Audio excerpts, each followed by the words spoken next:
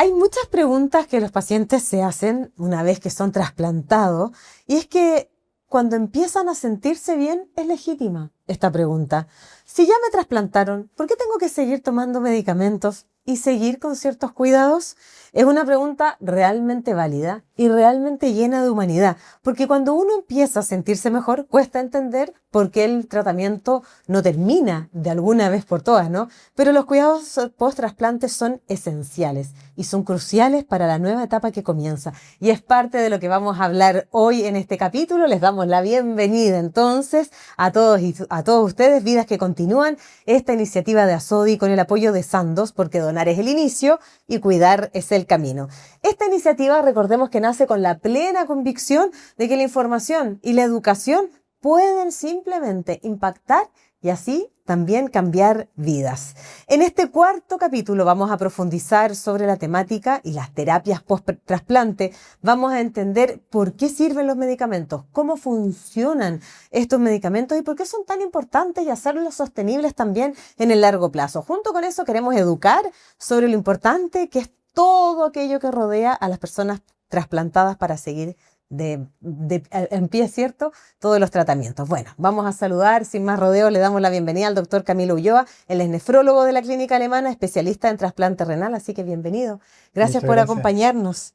Muchas gracias. La pregunta estaba planteada desde el inicio. ¿Por qué es tan necesario para los pacientes tomar estos medicamentos de por vida si, por ejemplo, la cirugía fue exitosa y yo me siento bien, me siento normal? Claro. Lo que pasa es que es una pregunta súper importante, recurrente y que probablemente tiene también relación con la falta muchas veces, cuando uno se lo explica bien al paciente, cuando uno no se lo comenta al paciente, de antemano muchas veces tiene relación con la mala adherencia, que el no tomar los medicamentos en forma adecuada, que el paciente puede llegar a tener en el transcurso de los años. ¿Por qué es tan importante? ¿Por qué uno no debe seguir tomando medicamentos? Y yo siempre lo que les digo a los pacientes, uno cambia una enfermedad muy mala, que es la diálisis, por otra enfermedad, que es el trasplante, que es infinitamente mejor, pero que una enfermedad en términos que no es como el apéndice, no es como la vesícula, ¿cierto? Que uno llega enfermo a pabellón de una apendicitis, de una vesícula aguda, ¿cierto? Se opera y sale sano. Acá uno tiene que tomar medicamentos porque todos tenemos un código de barra genético, tal cual. Maca, Camilo, tu marido, la señora, mi señora, qué sé yo, que nos diferencia como seres humanos. Y la pega de tu sistema inmunológico va a ser siempre destruir el riñón nuevo, porque lo va a reconocer como ajeno. Eh, para ello tenemos que usar medicamentos para aplacar el sistema inmunológico y poder morigerar, atenuar la respuesta que tenga sobre ese riñón y que pueda durar lo que más se pueda. Y en ese sentido, nunca el cuerpo va a asumir como propio un órgano externo. Exacto, Nunca. nunca.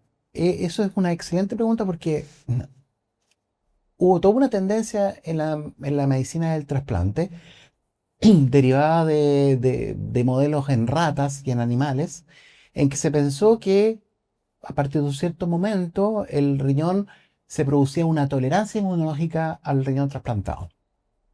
De ahí toda una visión de disminuir la inmunosupresión, dado los efectos adversos que probablemente vamos a conversar después, que tienen los inmunosupresores, de disminuir esos inmunosupresores después de un año, varios años, pero la verdad es que eso nunca es así. En el ser humano, el sistema inmunológico requiere de control per sécula para toda la vida. Por lo tanto, estos inmunosupresores son los que hay que tomar toda la vida. Toda la ¿Qué vida. son estos inmunosupresores? ¿Cómo actúan sobre el sistema inmune? ¿Y por qué? Bueno, ya nos explicabas por qué son indispensables para la sobrevida, ¿no? Bueno, los inmunosupresores, como dicen su nombre, ¿cierto? Son medicamentos que bajan las defensas mediante distintos mecanismos, pero básicamente, que son tres los inmunosupresores que se ocupan, uno que siempre es el pilar fundamental, que es el tacrolimus, que es es un inhibidor de una proteína que se llama calcineurina, que activa al director de orquesta del sistema inmunológico.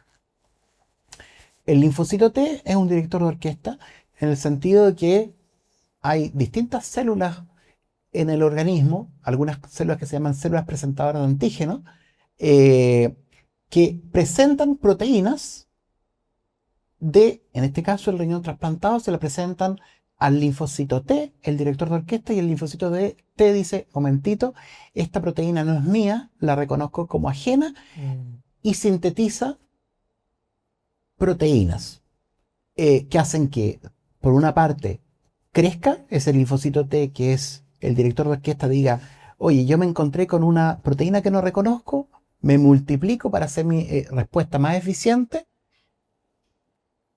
que esa es la formación clonal reproducción clonal del linfocito T, y además empieza a enviar información a distancia a otras células, linfocito B, natural killer, macrófago, etcétera, que todos van a ir a atacar finalmente el riñón trasplantado. Entonces, el tacrolimus es el pilar fundamental, pero asociado a eso hay otros que inhiben también la replicación del linfocito T, que son el micofenolato, la cetoaspirina, que es un primo hermano un poquito más antiguo, y los corticoides, que tienen un efecto más pleotrópico en todo el sistema inmunológico, afecta a varias células a la vez, al natural killer, a los linfocitos, a los macrófagos. Entonces, esos son los tres inmunosupresores de mantención que habitualmente se ocupan en los trasplantes de órganos sólidos y de tejido. ¿Qué tanta conciencia tienen los pacientes de los riesgos de no tomarle el peso a seguir este tratamiento indicado? ¿Qué dice tu experiencia? Imaginémonos un paciente Claro.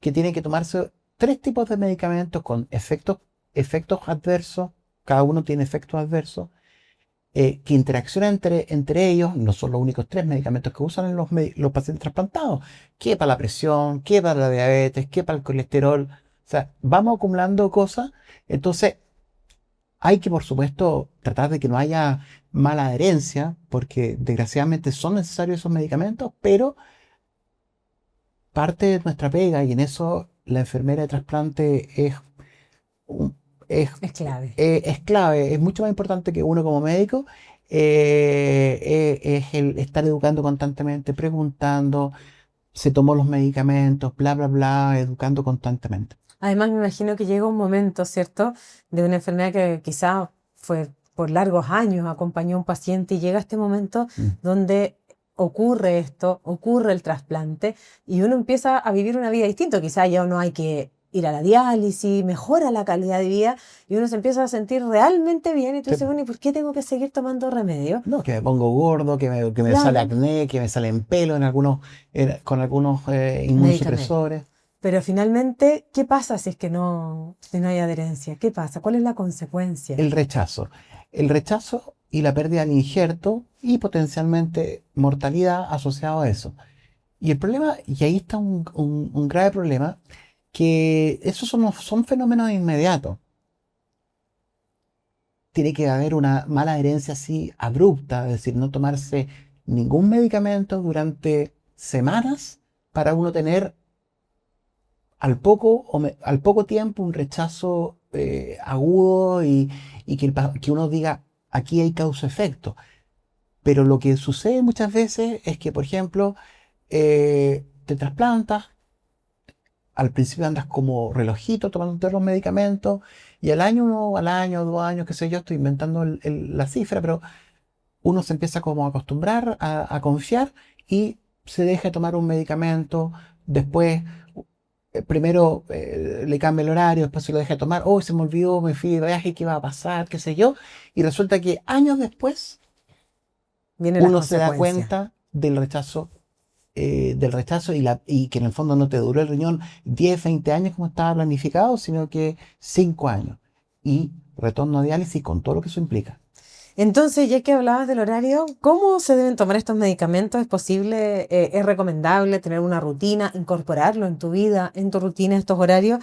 ¿Y cómo es la relación también respecto a la alimentación, el orden de otros fármacos? Si es que además hay otras patologías, me imagino que hay que incorporar algo nuevo a la vida. Claro.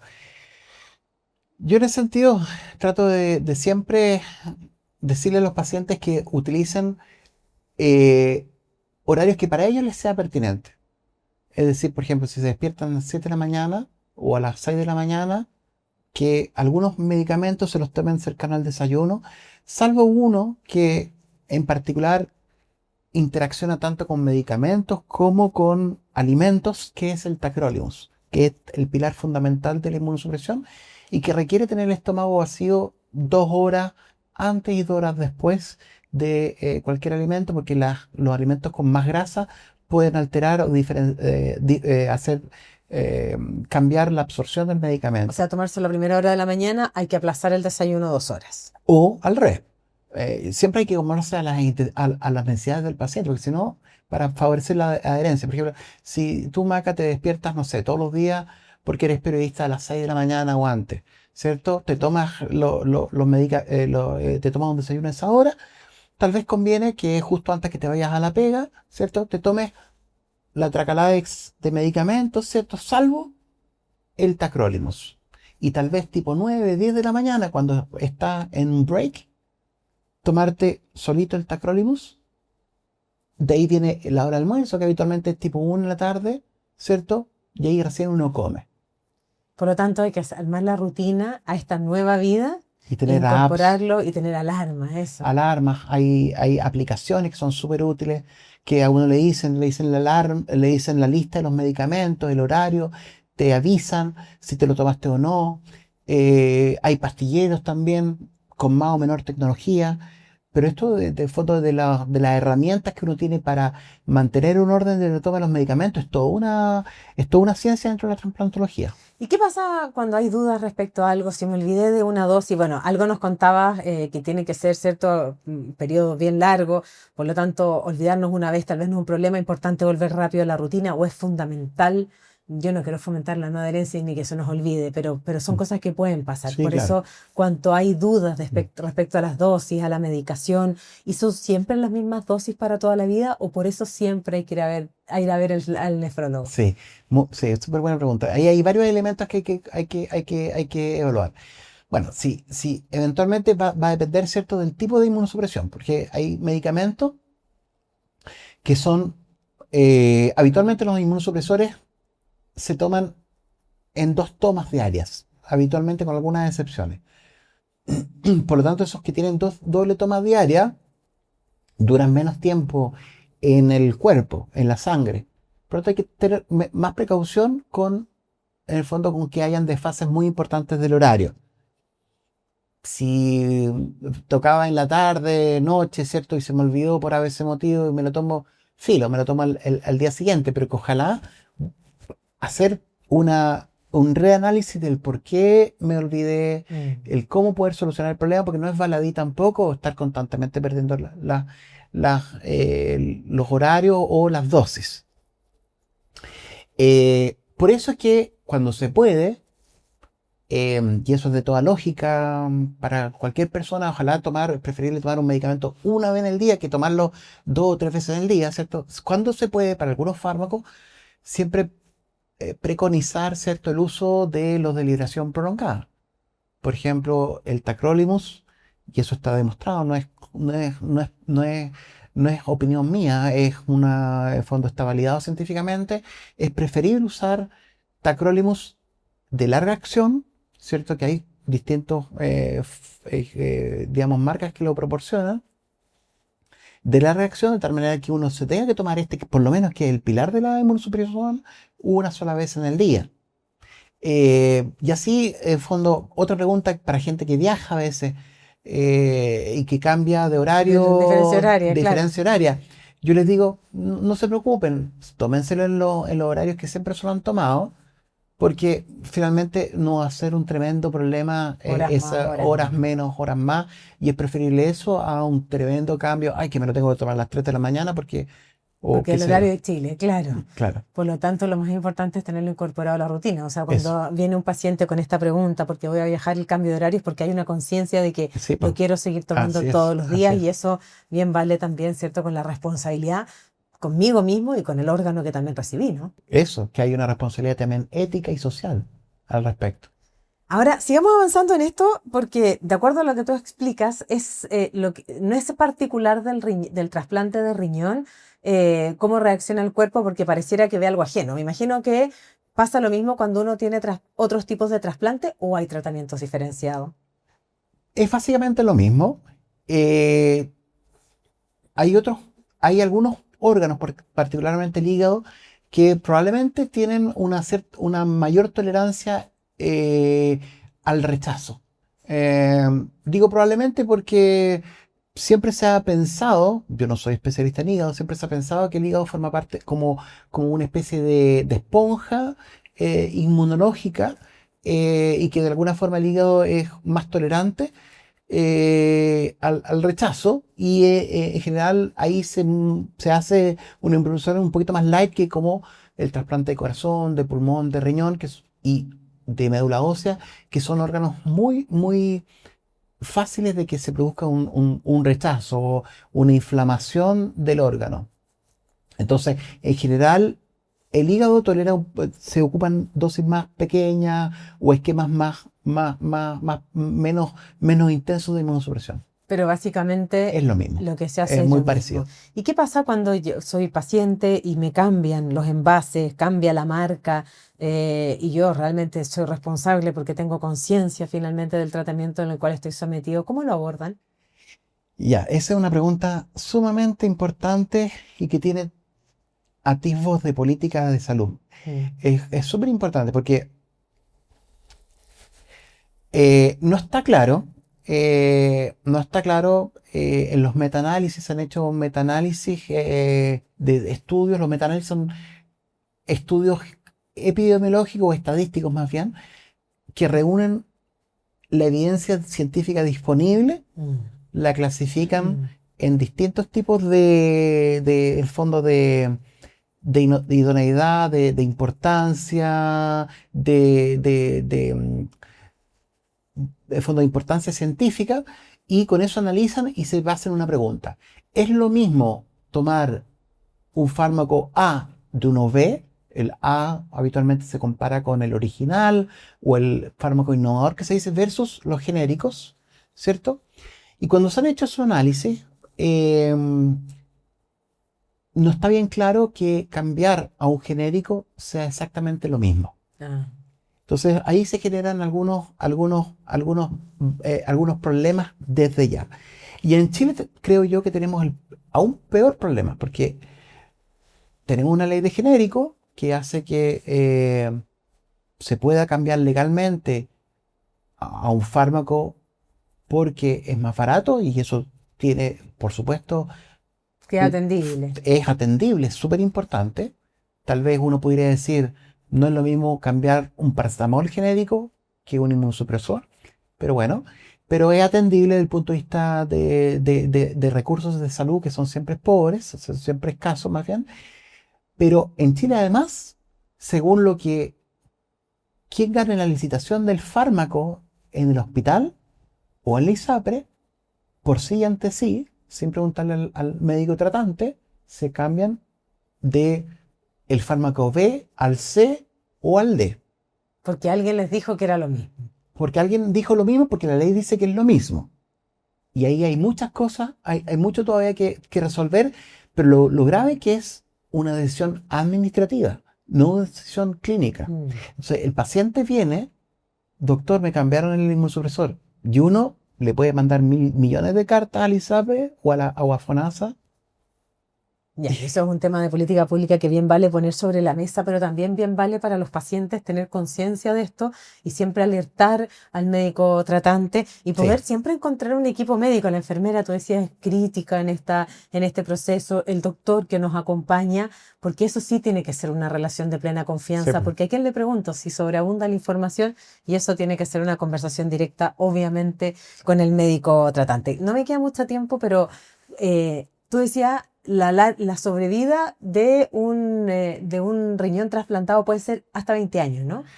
No, depende si es donante cadáver, si es donante cadáver de características estándares o donante con criterio expandido, y si es donante vivo.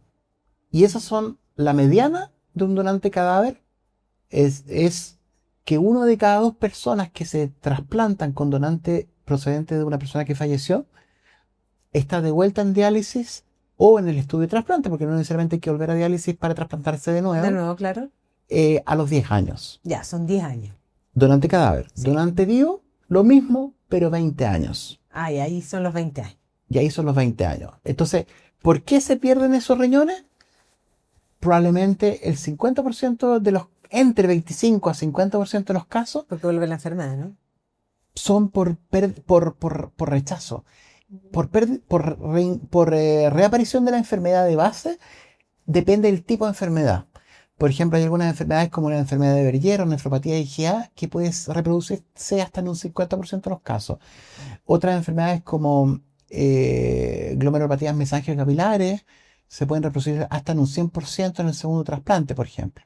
Pero habitualmente, cuando se han hecho biopsias para entender por qué los pacientes han vuelto a trasplantarse o a diálisis, entre un 25 y un 50% de los casos son atribuibles a rechazos y, en consecuencia, a mala adherencia al tratamiento.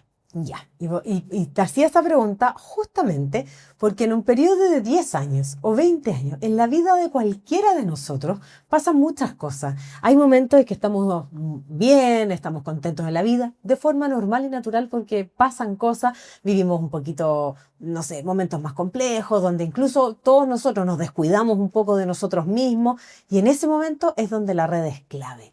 Y donde finalmente la familia pareciera ser, ¿sabes qué? Mira, está bien, estás pasando un momento difícil, pero esto no lo puedes olvidar, que es tu medicina todos los días, tus medicamentos y además tu control habitual. Y en ese sentido, porque es mucho tiempo además, ¿cierto? Sí. El que yo vivo con este trasplante, por lo tanto, ¿qué tan relevante es que esto yo lo lleve acompañado con mis seres queridos, con mi red, con mis vínculos más cercanos? Esencial, esencial. Además porque el trasplante, sobre todo el renal, yo siento que es como tan de todos los días, todo el mundo escucha de un trasplante renal, no ha sido un trasplante de corazón o de pulmón, que es como se hace un evento rutinario. Y la verdad es que el trasplante nunca es rutinario. Yo siempre le digo a los pacientes, no es un camino en que uno sabe dónde empieza y dónde termina, siempre es un camino sinuoso en que uno se tiene que ir ajustando, la familia, el paciente y el médico, el equipo tratante, a este proceso. Y en ese proceso de acompañamiento, que puede ser años antes del trasplante y toda la vida por delante después, la familia es esencial. O sea, por ejemplo, hay pacientes que se ponen muy nerviosos o no tienen, en fondo, la capacidad, educación para entender algunos elementos y poner en relevancia entonces la importancia de los inmunosupresores, y está un hijo, una hija, muchas veces la señora, que la acompaña en este proceso.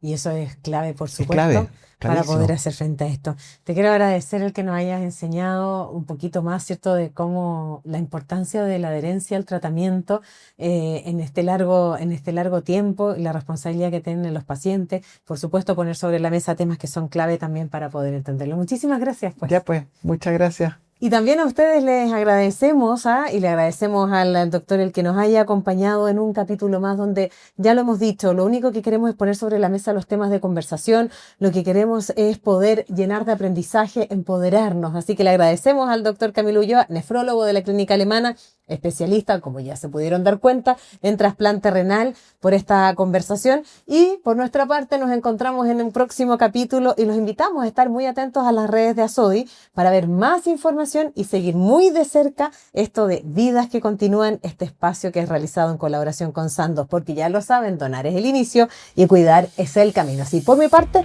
hasta el próximo capítulo.